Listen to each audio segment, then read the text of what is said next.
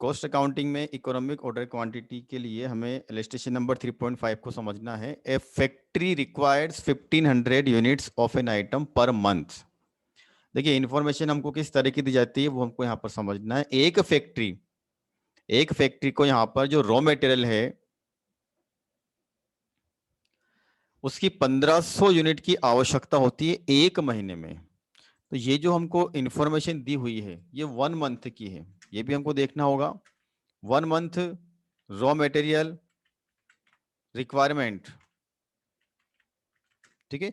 एक महीने में उस कंपनी को, उस फैक्ट्री को यहां पर 1500 यूनिट्स की आवश्यकता होती है, ठीक है। ईच कॉस्टिंग ₹27, और एक यूनिट की जो कॉस्ट है वो हमें दे रखी है जिसको हम बोलते हैं कॉस्ट पर यूनिट। एक यूनिट परचेज करने पर वो हमें कितने की आती है? ₹27 की।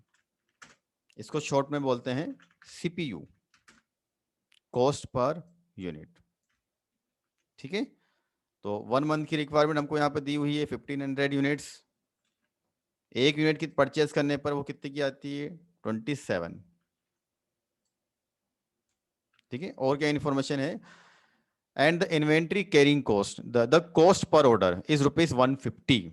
मतलब एक बार ऑर्डर पास करने पर 150 रुपीज का खर्चा होता है फर्म का। तो कॉस्ट पर ऑर्डर ₹150, ठीक है। उसके बाद इसमें हमें दिया हुआ the inventory carrying charges work out of 20% of the average inventory. Find out the EOQ and the number of order per year. ये हमारा पहला क्वेश्चन है इसमें। यहाँ पर फाइंड आउट ईओक्यू, हमें ईओक्यू यहाँ पर कैलकुलेट करना है, ठीक है। तो सबसे पहले तो यहाँ पर जो हमको इंफॉर्मेशन दे रखी है कैरिंग कॉस्ट,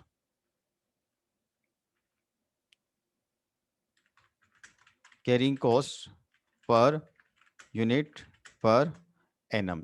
इसको किस तरह से बोलते हैं हम यहाँ पर यूनिट पर एनम, ठीक है। ये कैसे निकलती है? मैंने जैसे बताया था आपको यहाँ पर कि आपको कॉस्ट पर यूनिट के ऊपर वो परसेंटेज अप्लाई करना है। तो कॉस्ट पर यूनिट हमको दे रखी है इसमें यहाँ पर 27, इसका हमें निकालना होगा 20%। इससे हमें क्या मालूम चल जाएगा? CI या IC 5.40, इसको क्या बोलते हैं? IC। चलिए अब हम यहाँ पर फॉर्मूले में सारी वैल्यू पुट करेंगे, ठीक है।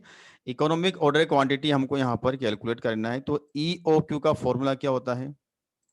2AO/IC, ठीक है।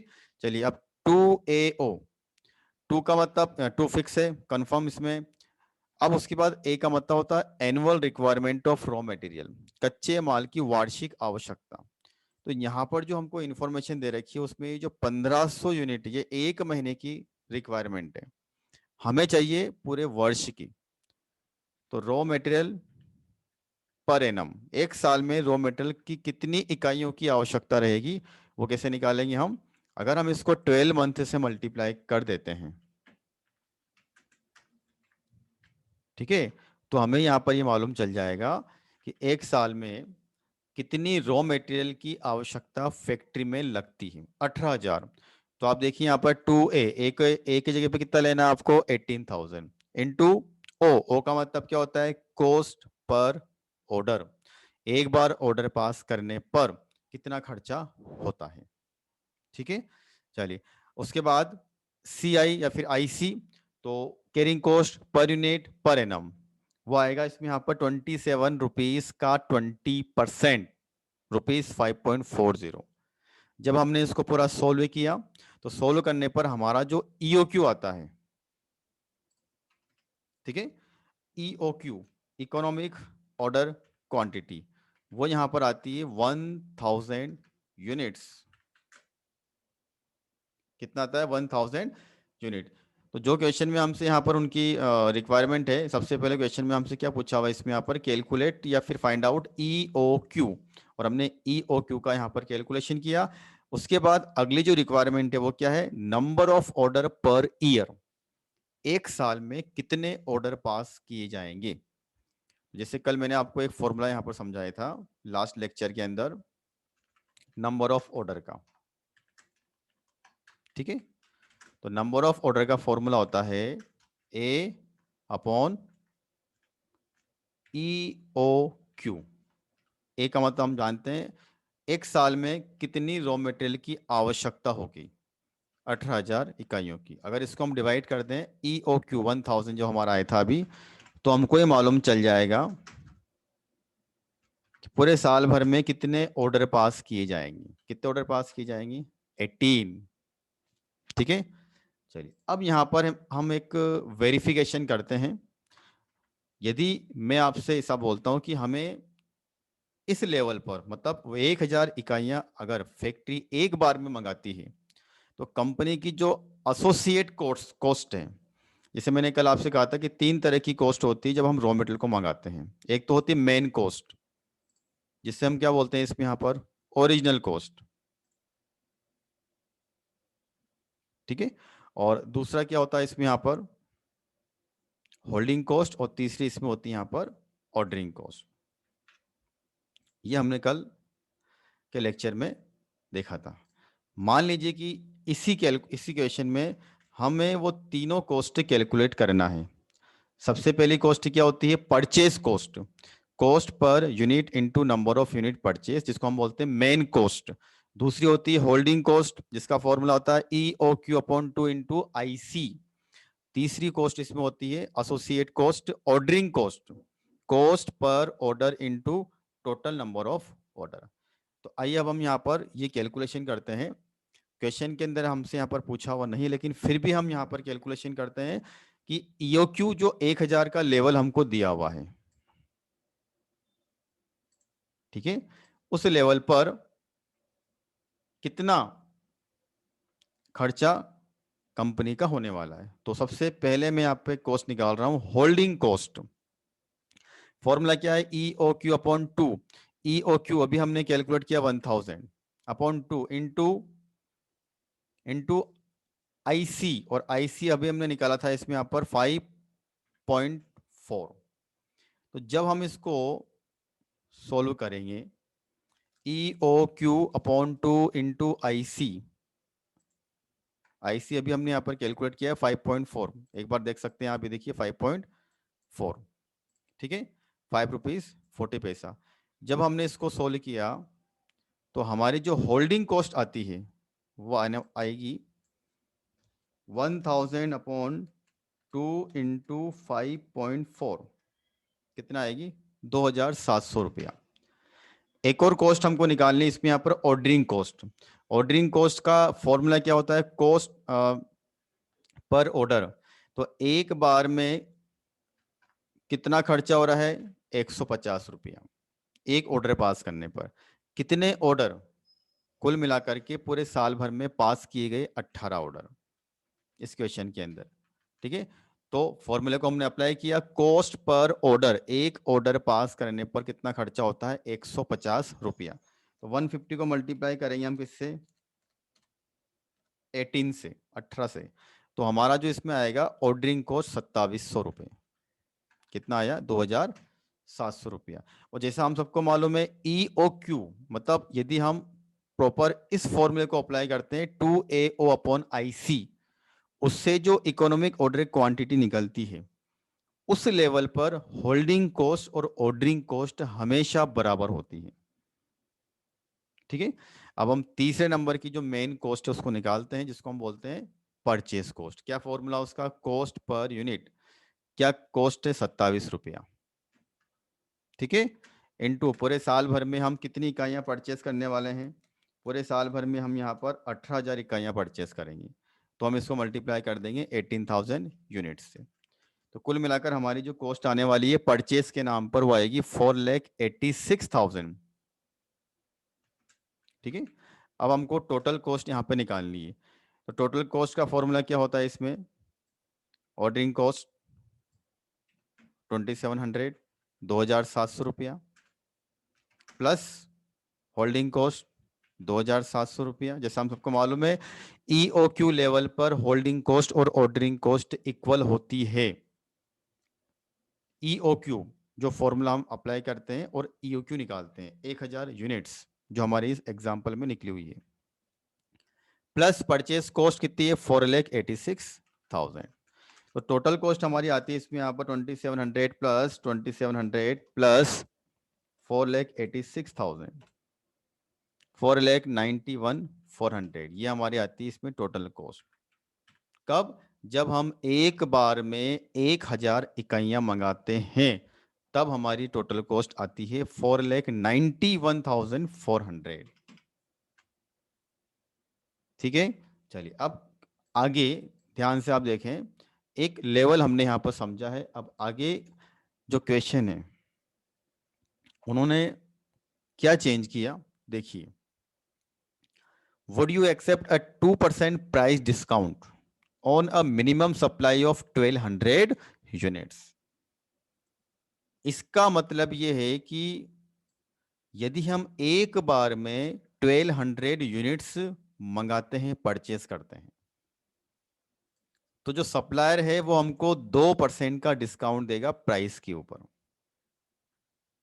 कितना डिस्काउंट देगा? 2% का वो डिस्काउंट देगा। देखिए, अभी हम जो कैलकुलेशन कर रहे थे उसमें हमने एक प्रॉपर फॉर्मूला अप्लाई किया जिसको हम बोलते हैं इकोनॉमिक ऑर्डर क्वांटिटी, और उससे हमको ये पता चलता है कि फर्म को, फैक्ट्री को एक बार में 1,000 इकाइयां मंगानी है। ये हमने उस फॉर्मूले से कैलकुलेट किया। उसके बाद फिर हमने 3 तरह की कॉस्ट यहां पे निकाली: holding cost, ordering cost, purchase cost. अब क्वेश्चन ने चेंज किया और एक ऑफर आया कंपनी के पास में, फैक्ट्री के पास में, कि अगर कंपनी 1,200 इकाइयां एक साथ मंगाती है तो जो सप्लायर है वो 2% का डिस्काउंट देगा। ठीक है, अब हमें यहां पर डिसीजन लेना है कि फैक्ट्री को इकोनॉमिक ऑर्डर क्वांटिटी 1,000 इकाइयां मंगानी चाहिए एक बार में, या एक बार में 1,200 इकाइयां मंगानी चाहिए। दोनों में कंपैरिजन होगा, दोनों में जहां पर कॉस्ट कम आती है वो वाला ऑप्शन फैक्ट्री के द्वारा अपनाया जाएगा। तो चलिए अब हम यहाँ पर समझते हैं कि किस तरह से हमको कैलकुलेशन को आगे बढ़ाना है। तो यहाँ पर हमको एक तरह से इकोनॉमिक ऑर्डर क्वांटिटी, जिसका नाम मैं चेंज कर रहा हूँ, material purchase in a single order 1,200, है ना। तो एक बार में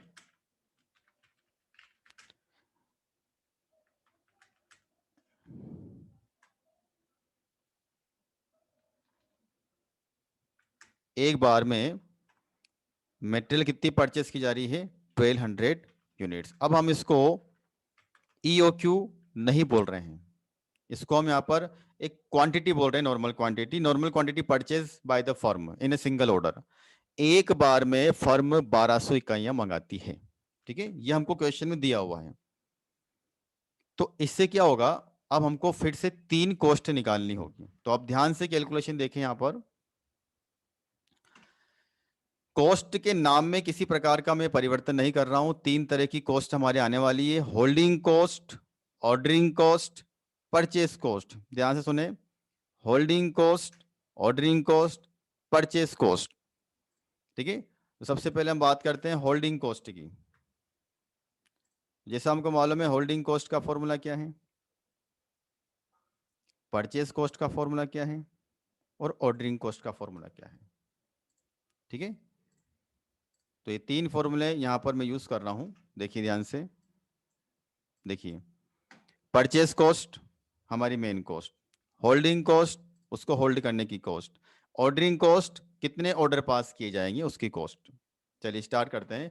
सबसे पहले अगर हम बात करें परचेस कॉस्ट को ले लेते हैं। एक काम करते हैं, परचेस कॉस्ट कितनी आने वाली है। तो जैसा आपको मालूम है, परचेस कॉस्ट का फॉर्मूला क्या है, cost per unit into number of unit purchase.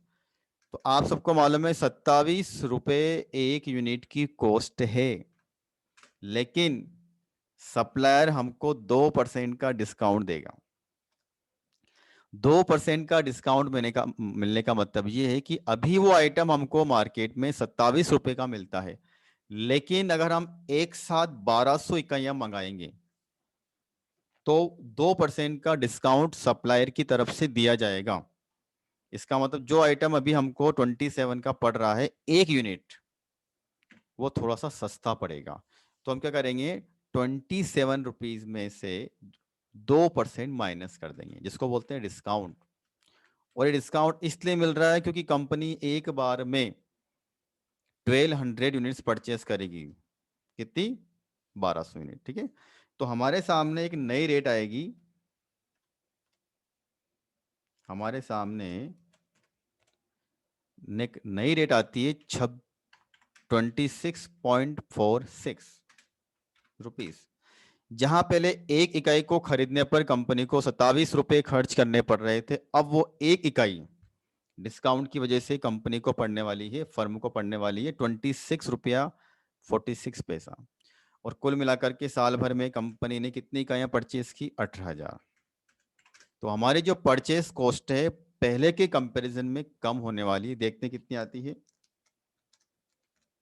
Cost आती है 4,76,280। ठीक है, ये हमारी आती है सबसे पहले नंबर की कॉस्ट, जिसका नाम क्या है? Purchase cost. क्या चेंज हुआ आप सब लोग ध्यान से देखिए यहाँ पर क्या चेंज हुआ। पहले हमने, जब हम EOQ 1,000 इकाइयां एक बार में मंगा रहे थे, उस समय तो सप्लायर ने हमको कोई डिस्काउंट नहीं दिया। अब हम सेकेंड नंबर में यहाँ पर कवर हो रहे हैं कि फर्म अगर एक साथ यहाँ पर 1200 यूनिट्स परचेस करती है तो फर्म को यहाँ पर डिस्काउंट मिलेगा 2% का। मतलब जो आइटम अभी 27 रुपए का आ रहा है, अब वो आइटम आएगा उसके 26 रुपए 46 पैसे का। तो जो टोटल परचेस कॉस्ट है वो आती है 476,280 की। अब हमें दूसरे नंबर की कॉस्ट, जिसको हम बोलते हैं एसोसिएट कॉस्ट, होल्डिंग कॉस्ट निकालना है। होल्डिंग कॉस्ट का फॉर्मूला क्या है? EOQ upon IC upon 2 × IC। अब ध्यान से आप यहां पर देखें, EOQ का मतलब होता है एक बार में कितनी क्वांटिटी मंगाई जाए। यहां पर हम इस EOQ का नाम चेंज करके इसको बोलते हैं ROQ, रीऑर्डर क्वांटिटी। नाम इसलिए चेंज किया गया मेरे द्वारा क्योंकि EOQ अगर हम लिखते हैं वो तो फॉर्मूले से निकलता है। यहाँ तो हमको क्वेश्चन में दिया हुआ है 1200 इकाइयाँ, इसलिए मैंने क्या बोल दिया उसको? री ऑर्डर क्वांटिटी। चलिए अब इसमें हम इसको वैल्यू को रखते हैं। एक बार में फर्म कितना मंगा रही है? 1200। ठीक है, किससे डिवाइड करना है? 2 से। किससे मल्टीप्लाई करना है? IC का मतलब हम जानते हैं यहाँ पर 20% of cost per unit. 20% of cost per unit. एक बार आप यहाँ पर देख सकते हैं जो भी हमने किया था। IC कैसे निकली थी हमारी? ये निकल रखी है यहाँ पर IC 27 रुपए का 20%। लेकिन जब अब आप यहाँ पर IC निकालोगे तो यहाँ पर 27 रुपए का 20% नहीं निकलेगा, यहाँ पर निकलेगा 20% किसका? 20% ऑफ 26.46। देखिए क्या चेंज हुआ, ध्यान से देखिए।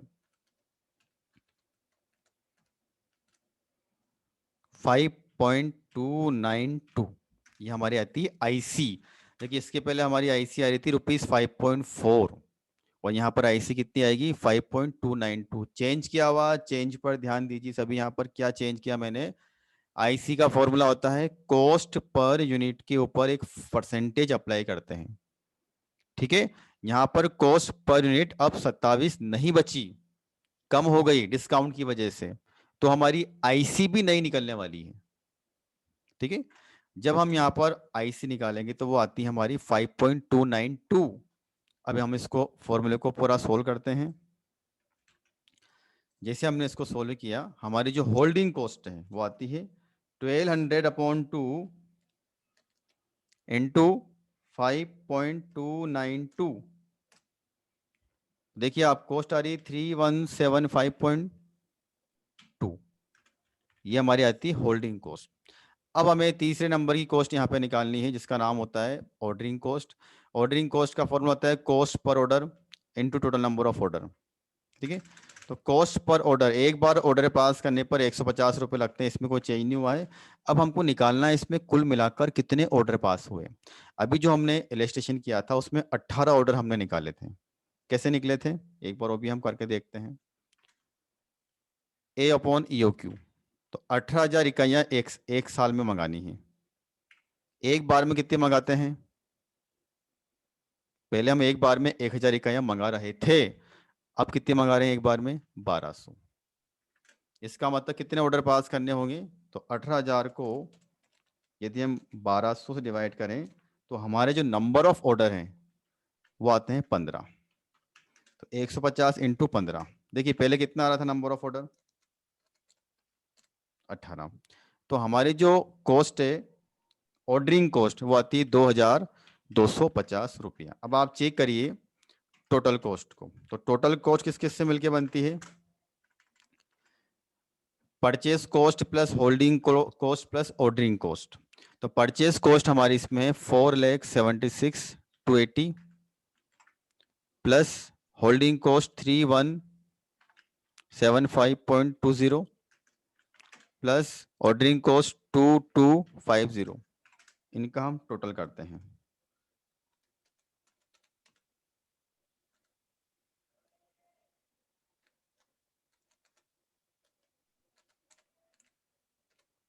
ठीक है, तो हमारे जो टोटल कॉस्ट है वो यहाँ पर आती है 481,705.2।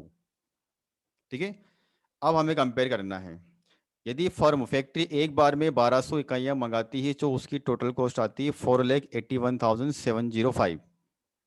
और यदि वो एक बार में 1000 इकाइयाँ मंगाती है तो उसकी कॉस्ट आ रही है 4,91,400। अब हमें कंपैरिजन करना है। अब कंपैरिजन करने के बाद हमें यहाँ पर डिसीजन लेना है कि फर्म के द्वारा डिस्काउंट वाला ऑफर लेना चाहिए या नहीं लेना चाहिए। तो आप देखिए दोनों में कंपैरिजन हो रहा है।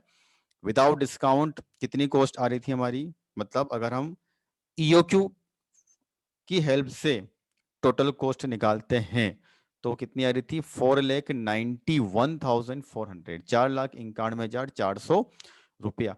और अगर हम डिस्काउंट को एक्सेप्ट कर लेते हैं तो हमारी टोटल कॉस्ट आती है 4,81,705.20। इसका मतलब फर्म के लिए डिस्काउंट लेना ज़्यादा फायदेमंद रहेगा। मतलब फर्म 1200 इकाइयां अगर एक साथ मंगाती है तो उसके लिए ज़्यादा बेनिफिशियल रहेगा। तो हमारा इसमें आंसर क्या है कि फर्म को एक बार में 1200 यूनिट से परचेज करना चाहिए। देखिए यहाँ पर एक कंपैरिजन आप कर सकते हो ईओक्यू के फॉर्मूले से, मतलब इकोनॉमिक ऑर्डर क्वांटिटी वाले फॉर्मूले से यदि हम कैलकुलेशन करते हैं तो ऑर्डरिंग कॉस्ट और कैरिंग कॉस्ट हमेशा बराबर आती है। देखिए 2700। लेकिन अगर क्वांटिटी क्वेश्चन में इन्होंने मेंशन कर दी ही पहले से तो उससे जरूरी नहीं है कि आपकी ऑर्डरिंग कॉस्ट और कैरिंग कॉस्ट आपस में बराबर आए। देखिए डिस्काउंट वाले केस में ऑर्डरिंग कॉस्ट आ रही है 2250 और कैरिंग कॉस्ट आ रही है 3175। दोनों में अंतर आ गया। ठीक है, तो इस तरह से आपको यहाँ पर कंपैरिजन करना है, without discount and with discount.